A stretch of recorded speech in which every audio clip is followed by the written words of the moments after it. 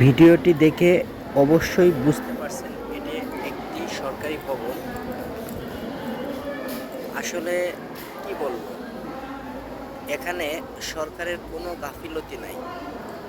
কত সুন্দর টাইলস দিয়েছে, এসএসের রেলিং দিয়েছে, কিন্তু কি অবস্থা! এটা একটা হাসপাতাল। হাসপাতালে যারা আসে তারা বাইরে থেকে পান খেতে খেতে আসে, খুবই আনন্দের সহিত।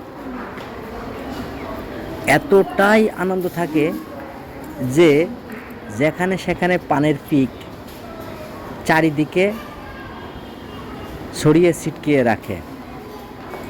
পান খাওয়ার তাদের আর সময় পায় না, সময় শুধু এই সদর হাসপাতালে আসলে।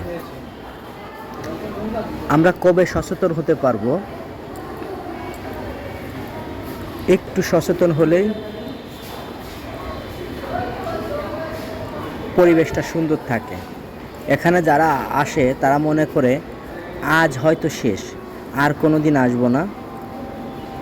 তারা হয়তো ভাবে আর কখনো অসুস্থ হব না। তাই সবাইকে বলবো, আপনারা ভেবেন না যে এখানে আর আশা লাগবে না। অবশ্যই কিছুদিনের মধ্যে আবার আশা লাগতে পারে।